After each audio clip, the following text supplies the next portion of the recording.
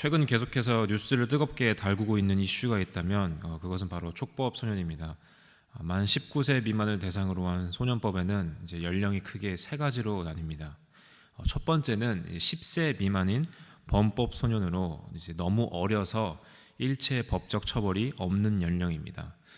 두 번째는 10세 이상 14세 미만을 대상으로 범법을 저지른 촉법 소년입니다. 이 연령에 해당되는 대부분의 학생들은 소년보호 재판을 통해 보호 처분을 받고 있는 상황입니다. 마지막 세 번째는 14세 이상 19세 미만으로 실제적인 형사 책임을 물을 수 있는 범죄 소년입니다. 이 중에서도 많은 대중의 공분을 사고 있는 소년법은 바로 촉법 소년입니다. 촉법 소년은 법이 닿기엔 아직 어린 나이라는 의미를 가지고 있습니다. 그 의미처럼 촉법 소년 연령에 해당된 아이들에게는 법이 그대로 적용되진 않고 보호 관찰 및 보호 시설 위탁이라는 특별한 조치가 내려지고 있습니다. 촉법 소년의 취지는 미성숙한 아이들에게 처벌이 아닌 교화의 기회를 주는 것입니다. 하지만 이 사실을 알고 있는 소수의 청소년들이 촉법 소년임을 악용하여 악질적인 범죄를 저지른 사례가 최근 늘어나고 있는 추세입니다. 성도님들은 강력한 처벌이 중요하다고 생각하십니까? 아니면 교화가 중요하다고 생각하십니까? 현재 대한민국의 촉법 소년이 이 딜레마에 빠진 이유는 처벌 또는 시설 보호가 한 아이의 교화를 잘 이루어내지 못하고 있기 때문입니다.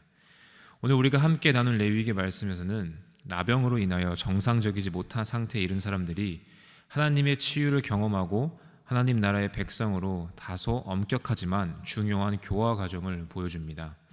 14장의 정결 규례를 통해 우리를 향한 하나님의 사랑과 친밀한 관심을 알아가는 시간이 되길 소망합니다. 13장에 이어 14장은 나병 환자가 치러야 하는 정결 규례를 말하고 있습니다. 크게 두 가지 다른 장소로 이 정결 규례의 차이점을 알 수 있습니다. 첫 번째는 진영 밖에서의 정결 규례이고 두 번째는 장막 밖에서의 규례입니다. 나병 환자는 이 두 가지 단계를 거쳐야만 깨끗이 회복받음을 인정받고 이스라엘 공동체와 함께할 수 있었습니다. 여기서 드러나는 중요한 사실은 그 장소가 어떠했건 제사장은 병을 진찰하는 역할만 수행한다는 점입니다.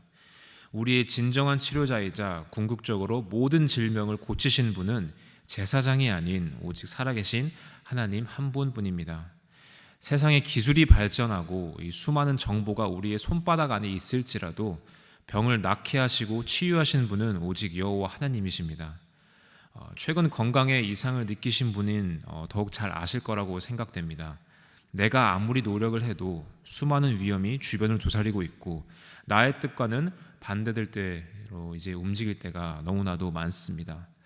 그럴 때 우리는 어떻게 사고하고 판단합니까?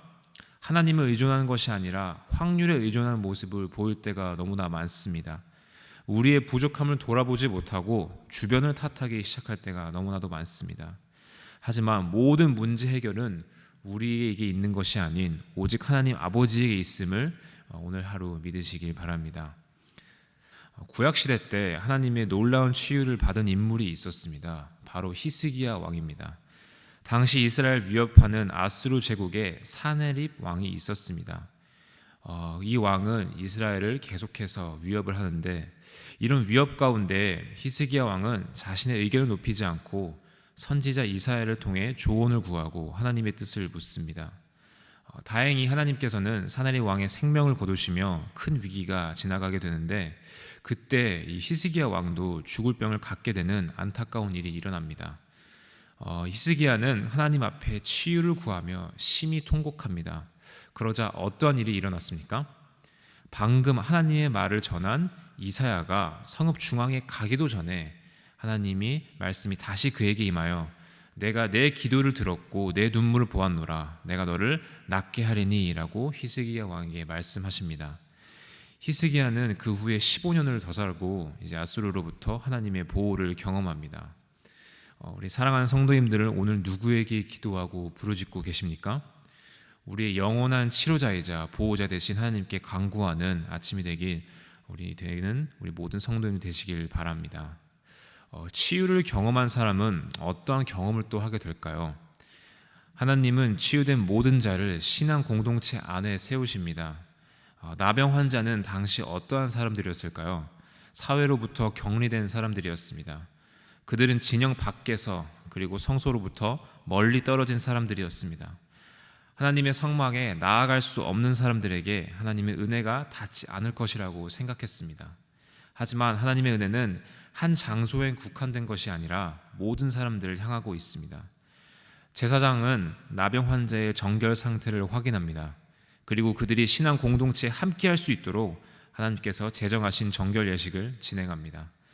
이 예식은 한 영혼이 치유받음에서 그치지 않습니다. 고통과 속죄의 굴레에서 자유되고 신앙 공동체에 참여됨을 의미합니다.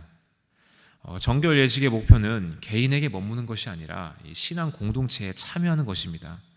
우리의 생명을 다해 나누는 복음은 어떻습니까? 우리가 복음을 받는 것에서만 멈춘다면 그것은 반쪽짜리 복음입니다. 우리의 구원은 개인에 머물지 않고 교회 참여를 목표로 합니다. 범세계적 질병인 코로나19가 벌써 3년 차에 접어들었습니다. 이를 통해 우리의 신앙마저 급격하게 개인화되었습니다. 모이기를 힘써야 하는 신앙 공동체에 더욱더 큰 거리가 생겨났습니다.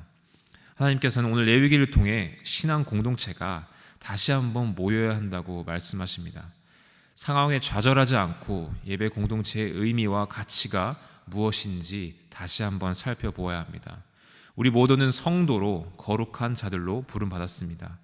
거룩을 찾아볼 수 없는 이 시대에 하나님의 거룩한 공동체가 다시 한번 일어나길 간절히 소망합니다.